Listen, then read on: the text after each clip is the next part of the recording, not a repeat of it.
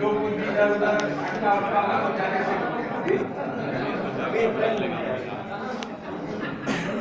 दादा के जोरदार नारे के बाद हम लोग अपने जोनल के महामंत्री जी को सुनना चाहेंगे और उससे पहले एक छोटा सा अपनी एक जमीन अपना एक आकाश पैदा कर, अपनी एक जमीन अपना एक आकाश पैदा कर, वो अपने लिए एक नया इतिहास पैदा कर। मांगने से कम मिली है खुशी मेरे दोस्त, मांगने से कम मिली है खुशी मेरे दोस्त, तू अपने हर कदम पर इख्तिलाफ पैदा कर। जोन के महामंत्री, ऊर्जावान महामंत्री कामरेड राजू निगम जी को अभी सभा के संबोधन के लिए आमंत्रित कर रहे हैं, जो वर्तमान सामाजिक, राजनीतिक व आर्थिक परिदृश्य व पोस्ट आईपीओ परिस्थितियां और हमारी चुनौतियों पर हम सबको संबोधन करेंगे और हमारा मार्गदर्शन करेंगे। जोरदार तालियों के साथ उनका स्वागत।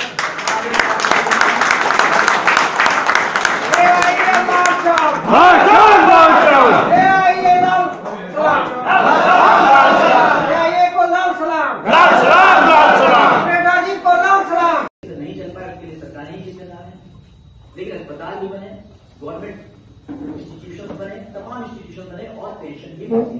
सच्चाई ये है कि आज सरकार सारा पैसा कॉर्पोरेट्स को हवाला करना चाहती है। वो नहीं चाहती है कि हमको कुछ करना पड़े, कोई लायबिलिटी हमारे ऊपर।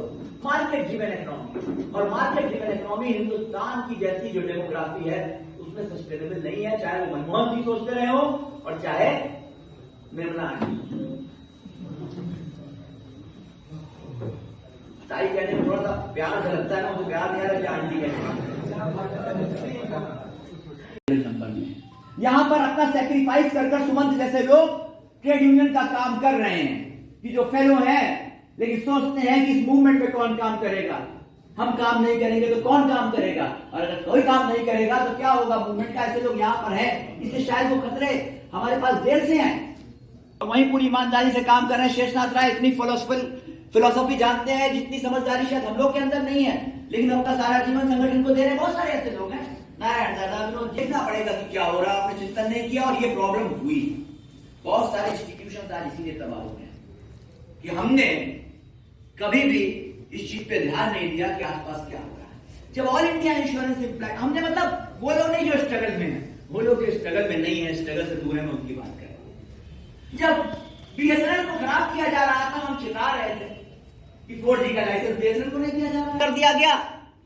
प्राइवेट एयरलाइंस तो खाना बगैर एक्स्ट्रा पैसे दिए देती नहीं है, एयर इंडिया से उसी किराए पे खाना भी दिया जाता है। जब हम ये चीजें जता रहे थे कि बैंकों का मर्जर हो रहा है, तो बहुत सारे साथी हमारे समझ रहे थे कि ये लड़ाई हमारी नहीं है, और मैं इसको हमेशा ऐसे ही रिलेट करता हूं और बताता हूं जब शायद को समझ में आ जाएगा। At the cost of repetition कह रहा हूं। क्या एग्जाम में पूछा गया था? मैथ्स थी, इंग्लिश, रीजनिंग। तो अगर आपने खाली मैथ्स पढ़ी होती, इंग्लिश और रीजनिंग नहीं पढ़ी होती, जीके नहीं, जो आदमी साइंस का विद्यार्थी है, इंजीनियरिंग पढ़ाई करना चाहता है, फिजिक्स केमिस्ट्री पढ़ेगा और मैथ्स नहीं पढ़ेगा, क्या हो जाएगा? बायोलॉजी से जो जाएगा डॉक्टर बनना चाहेगा, वो कहेगा मैं तो खाली जियोलॉजी पढ़ूंगा, बॉटनी नहीं पढ़ूंगा था। क्या उसका सिलेक्शन डॉक्टरी में हो सकता है? क्या सीए खाली अकाउंटेंसी पढ़ने से हो जाएगा, बाकी सब्जेक्ट सीए के नहीं पढ़ेंगे आप?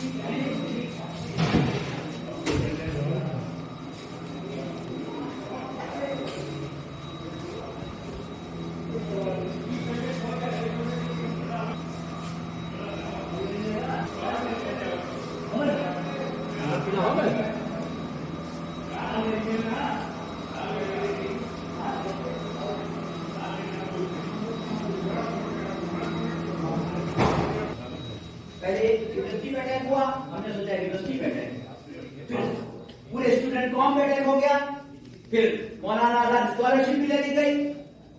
जीवन बीमा निगम या AIA के इतिहास को निर्धारित करते हैं वो हमारे स्ट्रगल से निर्धारित होता है। जो पहला एस है, जो दूसरा एस है, वो हमारे सेक्रीफाइस को डिनोट करता है, और तीसरा एस जो है वो हमारे सक्सेस को डिसाइड करता है, उसको डिफाइन करता है। तो ट्रिपल एस के आधार पर पूरा का पूरा एआई का इतिहास करता हूँ। तो ट्रिपल एस के रूप में है कि हमने स्ट्रगल किया है, हमने सेक्रीफाइस करे हैं, तब जाकर हमको सक्सेस मिली है। इसीलिए हम कहते हैं कि victory after victory that is AI history.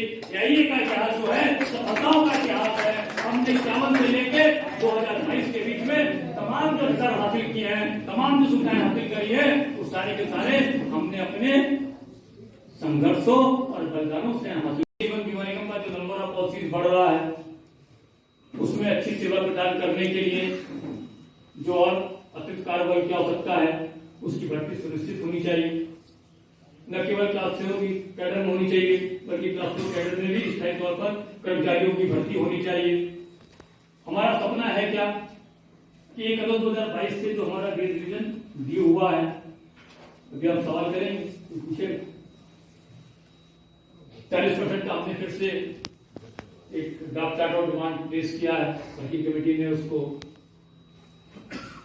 Raipur में अंतिम मोहर लगाई। आप इस मंडल में भी शाखा स्तर तक साथियों में भेजा होगा, आपने चर्चा करी होगी। उसमें आपने कहा होगा कि हमको 2 पहिया की जगह 4 पहिए का। दादा के जोरदार नारे के बाद हम लोग भारतीय जीवन बीमा निगम का मदद करना चाहते हैं,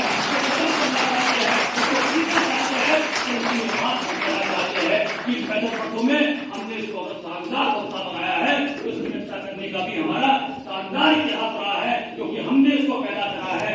जो माँ जिस बच्चे को पैदा करती है उसको छीनने नहीं देती है, उसको खोने नहीं देती है, उसकी हिफाजत भी अपने प्राणों से बढ़ के करती है। उस इतिहास को बनाने के लिए हम अपने आप को प्रतिबद्ध करते हैं, संकल्पित करते हैं और अपनी रक्षा करने का फिर से एक बार आह्वान करते हैं। तो 45 में जो बात हो रही थी, उस माथे पे लगाया जाता है तो उसका सबसे चमकता हुआ हीरा या कोहिनूर कोई है तो वो भारतीय जीवन बीमा निगम है। और कोई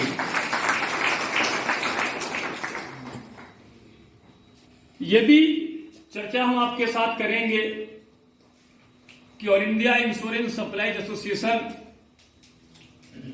जिसने लगातार 5 साल संघर्ष करके, कैंपेन करके, लोगों के बीच में जाके, सरकार के सामने अपना पक्ष रख के पूरा एक माहौल बनाया 1951 से लेकर 56 के बीच में, वो all India insurance supplies association जो हिंदुस्तान का एक जिम्मेदार ट्रेड यूनियन है। और ये बात भी हम जानते हैं, बनारस में जितने भी ट्रेड यूनियन के कार्यक्रम होते हैं, क्या वो बैंकों का हो, क्या वो पोस्टल का हो, क्या वो स्टेट गवर्नमेंट का हो, शिरकत करने के लिए जाते हैं और उनको पूरे मान सम्मान के साथ वहां पे न केवल भी इनके विचारों को पूरी की पूरी प्रमुखता दी जाती है।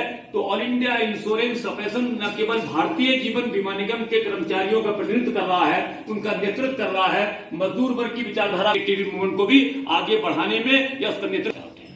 बहुत जो भी समय मेरे लिए आप लोगों ने निर्धारित करा है, उसमें मैं प्रयास करूंगा कि समग्रता के साथ आपके सामने किस प्रकार से रखा जा सकता है ताकि आपको समझने में आसानी हो। तो मैं थोड़ी सी बात ये कहना चाहता हूं कि ट्रीटमेंट को लेकर जो विचार लोगों के मन में है, समाज में जीवन को लेकर जो एक कंसेप्ट है, कुछ जनरल बात अगर करें तो लोग ये मानते हैं कि जो यूनियन में लोग काम करते हैं वो विकास में बाधा उत्पन्न करते हैं, वो डेवलपमेंट के विरोधी होते हैं, वो तमाम चीजों में पहले भी किया जाता रहा है, इसमें कोई ऐसी खास बात नहीं। तो इस बात को जरा समझे कि किस प्रकार से ये अपना होता है।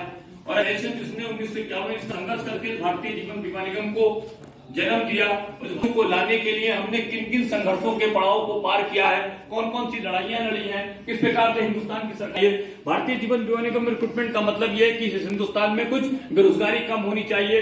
जो बच्चे बीटेक करके भी नौकरी नहीं मिल रही है, एमटेक करके नौकरी नहीं मिल रही है, एमए एमएससी पीएचडी करके भी नौकरी नहीं मिल रही है, उनको भारतीय जीवन बीमा निगम में एक सम्मानजनक जीविका मिलनी चाहिए। और यह अनुभव भी कर रहे हैं कि 2020 में हमने उस एक एक साथी को जिसका सिलेक्शन हुआ था, वो कंटीजेंसी के पहले पैनल में था, दूसरे पैनल में था, तीसरे पैनल में था, जितने जितने भी लोग थे हमने एक एक साथी को LIC के प्रेसिडेंट को मजबूर किया कि उनको ऑफर देना चाहिए। अगर उसने खुद मना कर दिया कि मेरी कहीं और नौकरी लग रही है तो दूसरी बात है, वरना हमने एक भी साथी को नहीं छोड़ा। कोविड के काल में एक साथी को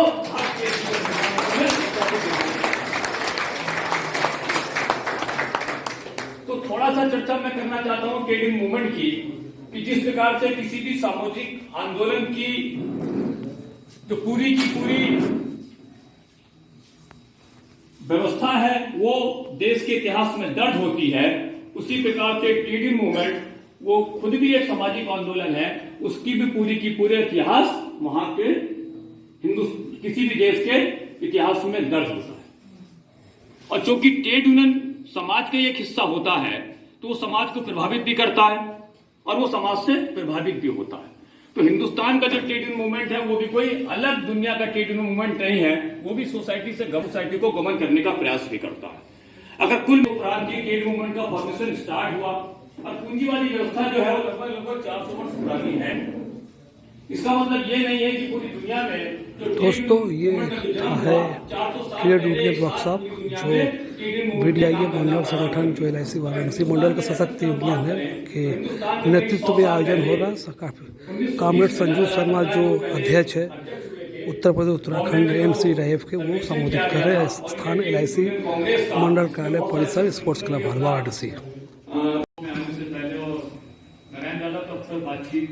करते रहते हैं, विनोद जी थोड़ा कम बात करते हैं, संकोची स्वभाव के हैं, परंतु जितने संकोची है उतने ज्यादा मजबूत भी, उतने ज्यादा ताकतवर भी।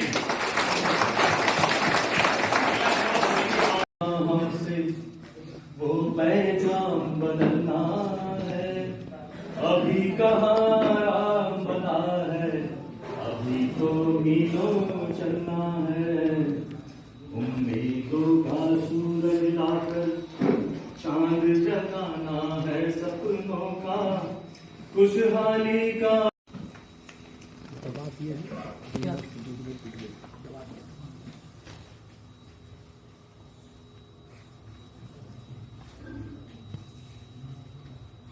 Varanasi user insurance supplies association द्वारा आयोजित फ्रीडम वर्कशॉप की चर्चा कर रहे हैं। BDIA के अध्यक्ष साथी नारायण चतुर्वेदी जी हमारे बीच में उपस्थित, NCAA के महामंत्री साथी राजीव निगम जी, BDIA के महामंत्री साथी विनोद जी, इस वर्कशॉप का संचालन कर रहे साथी पंकज जी, इस ट्रेड वर्कशॉप में उपस्थित मराठा यूनियन के हमारे 2030 के नौजवान साथीगण, कुछ अनुभवी और पुराने साथीगण, मीना साथी, गोरखपुर से 2-3 शाखाओं से साथी शेषनाथ जी के नेतृत्व में आए हमारे गोरखपुर के साथी, और जिन साथियों ने न केवल इस BDIA को